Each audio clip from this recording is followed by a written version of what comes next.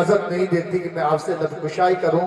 میں عقیدت و محبت کے ساتھ صدر محترم عصر جدید کے طباز عظیم، ادب و انشاء کے شہسوار قلم، علم و عمل کے مہتاب و آفتاب، درس و تدریس کے جوہر نایاب حضرت اقدس مولانا ابن حسن صاحب قاسمی دامت برکاتہم سے گزارش کر رہا ہوں کہ آپ آئیں، کچھ بات بتا کر دعا کر پروگرام کو ختم کریں. پروگرام اختتام پذیر ہونا ہے.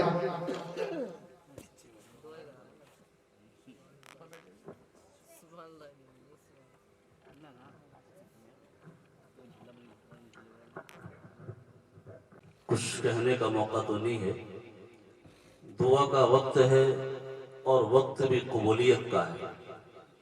اللہ کے یہاں اس وقت باتیں قبول ہوتی ہے، جو اللہ سے مانگا جاتا ہے اللہ دیتا ہے. بس میں 2-3 منٹ اور 2-3 باتیں کہہ کر انشاءاللہ دعا کراؤں گا. باتیں تو بہت ساری سوچ کر آیا تھا، لیکن آپ لوگوں نے اتنا ساتھ نہیں دیا، بہت سارے اٹھ کر کے چلے گئے. اور یقین مانیے فائدے میں آپ ہی ہیں، جو چلے گئے وہ بہت بڑے نقصان کے اندر ہیں. بس یہاں سے 2-3 باتیں پلے سے باندھ کر کے لے جائیے.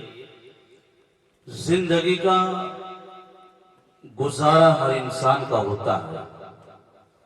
شوہر اور بیوی آپس میں زندگی گزارتے ہیں، اور بس میں اتنی آپ کو نصیحت کرتا ہوں اور مائیں بہنوں سے آپ سے دعائیں چاہتا ہوں کہ جب بھی ہم گھر کے اندر داخل ہوں تو سب سے پہلے ہمیں سلام کرنا چاہیے. کچھ لوگوں کے اور شوہروں کے دلوں میں یہ بات ہوتی ہے کہ بیوی ہمیں سلام کرے، ہم بہت بڑے خرم خواہ ہیں، ہم ان کے شوہر ہیں، ہم ان پر حاکم ہیں. ٹھیک ہے، اچھی بات ہے، لیکن سلام ایک ایسی چیز ہے، اللہ کے نبی کی سنت ہے، دعا ہے کہ جو انسان بھی اس کے اندر پہل کرتا ہے وہ زیادہ ثواب کا حقدار ہوتا ہے. تو اس لیے گھر میں جب بھی داخل ہو، چاہے گھر میں بیوی ہو، ماں ہو، بہن ہو، بیٹی ہو، ہماری زبان پر سب سے پہلے ہونا چاہیے السلام علیکم ورحمت اللہ وبرکاتہ. اللہ کے نبی نے فرمایا سلام کو پھیلاؤ، اس سے محبتیں پیدا ہوتی ہے. پھر دیکھنا شوہر اور بیوی میں کتنی محبت ہوتی ہے. آج جھگڑے جگہ جگہ پر، گھر گھر میں طلاقیں، اور گاؤں کے اندر تو لوگ بھوکیوں کے کھلوے تک نکال لیتے ہیں. سچ بات ہے. وجہ یہی ہے کہ ہم نے ان سنتوں کو مٹا دیا. ہل جوت کر کے آئے، کھیت کا غصہ بیوی پر نکلتا ہے. مرچ تیز ہو جائے سبزی میں، وہ غصہ بیوی پر اترتا ہے.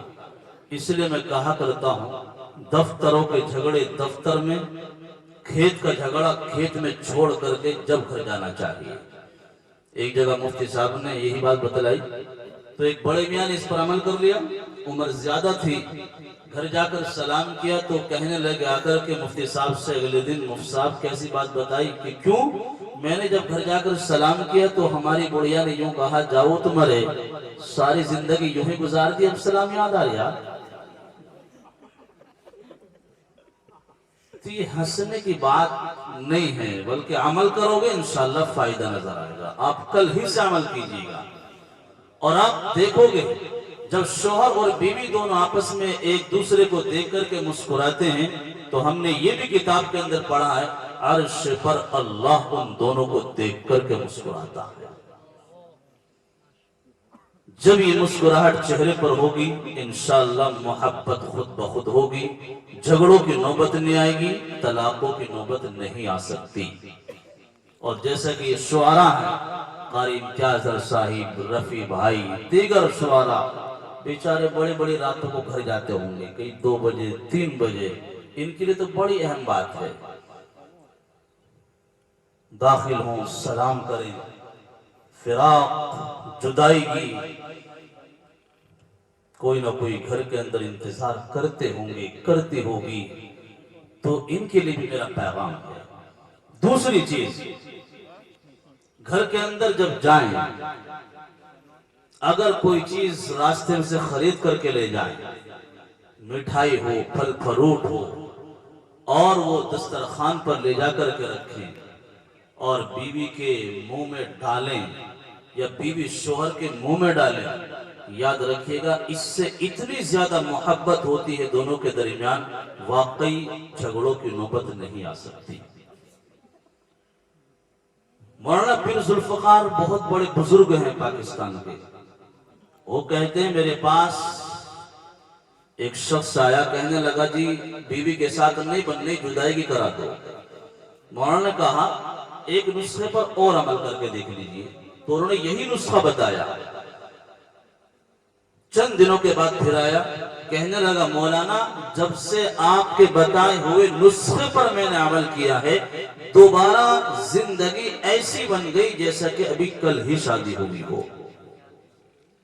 تو ہم نے سنت زندگی سے نکال دی، نبی کا بتایا ہوا طریقہ نکال دیا، جس کی وجہ سے آج ہماری ماں بہنوں کو لاٹھیاں کھانی پڑ رہی، اور مائیں بہنیں اگر گھروں میں بیٹھی سن رہی، ان سے بھی گزارش ہے وہ شوہروں سے محبت کیا کریں، ان کا خیال رکھا کریں، اطاعت کیا کریں، ہر بات پر لبیک کہا کریں، اور جب ہر بات پر لبیک ہوگی، ساتھ دو گی، اطاعت کرو گی، تو انشاءاللہ اس چیز کی نوبت نہیں آئے گی۔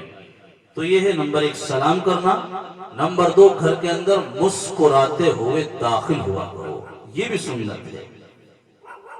مسکراتے ہوئے داخل ہوں گے، جھگڑے خود بخود ختم ہو جائیں گے۔ کبھی کبھی انسان ایسا جاتا ہے گھر کے اندر، بیوی دیکھ کر کے بچوں کو بھی سمجھا دیتی ہے بولنا مت، آج تیرے ابا کا موڈ بڑا خراب ہے۔ تو نبی کا طریقہ ہے مسکراتے ہوئے داخل ہو۔ اللہ تعالی ہمیں ان باتوں پر عمل کرنے کی توفیق عطا فرمائے۔ اور اہم بات بس آخری، اپنی بچیوں کو تھوڑا سا صحیح راستے پر لاؤ۔ کئی مسلم بچیاں غیروں کے ساتھ چلی گئی، ماں باپ کی نگاہیں نیچی ہو گئی، برادری کے اندر نگاہ اٹھ نہیں رہی۔ ان کی نگرانی کرو، کپڑے صحیح پہناؤ، پردے کے اندر رکھو، رات میں کہاں سو رہی ہے، موبائل کس کے پاس ہے، اس کی نگرانی کرو۔ ورنہ میرے بھائیوں، جس کے گھر کے اندر سے جا رہی ہے لڑکی، اس کے ماں باپ سے پوچھو اس کے دل پر کیا گزرتی ہے۔ ماں باپ اپنے جسم کا جوہر خون پسینہ کر کے کیسے کیسے بچیوں کو پالتے ہیں، اور ہماری یہ بچیاں کیا دے کر کے ماں باپ کو جاتی ہیں۔ اللہ میری ان بچوں کو صحیح راستے پر چلائے اور انہیں پردے کے ساتھ زندگی گزارنے کی توفیق عطا فرمائے۔ دعا کر لیجئے گا۔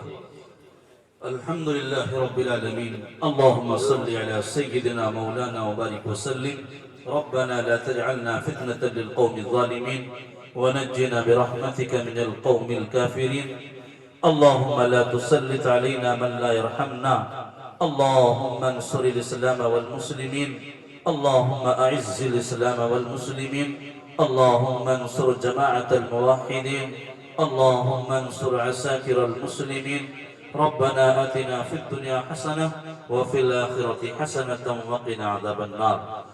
اے اللہ ہم تیرے گناہ گار بندے ہیں، خطا کار ہیں، اللہ دن کے اجالے میں رات کے اندھیرے میں بے شمار گناہ کیے ہیں، اللہ ہم اقراری مجرم ہیں، اپنے گناہوں کا اعتراف کرتے ہیں، اللہ یہ ہاتھ اس لائق نہیں ہے کہ تیرے سامنے اٹھائے جا سکیں، بڑے بڑے گناہ ان ہاتھوں نے کیے ہیں، زبان اتنی پاک نہیں ہے جیسے سامنے کھولی جا سکے، اللہ بہت گندی ہے، ہم اس سے گالیاں دیتے ہیں، غیبت کرتے ہیں، الہ العالمین، لیکن کیا کریں، تیرے در کو چھوڑ کر جائے تو کہاں جائے، تیرے علاوہ کوئی معاف کرنے والا نہیں ہے، اللہ تو ہی اپنے فضل و کرم سے ہم سب کے گناہوں کو معاف فرما، خطاؤں کو درگزر فرما، لغزشوں کو معاف فرما، اللہ جہاں جہاں مسلمان بھائی پریشان حال ہے، سب کی پریشانیوں کو دور فرما، جو بے روزگار ہیں ان کو حلال روزی نصیب فرما، حرام سے بچنے کی توفیق عطا فرما، حلال کھانے کی توفیق عطا فرما، اللہ جو مسلمان بھی پریشان حال ہیں ان کی پریشانیوں کو دور فرما، جو قرض کے اندر مبتلا ہیں خزانے غیب سے قرض کی ادائیگی کے اسباب مہیا فرما۔ جو مائیں بہنیں بھائی رشتے سے رکے ہوئے ہیں اللہ ان کے جوڑ کا رشتہ آسانی سے مہیا فرما۔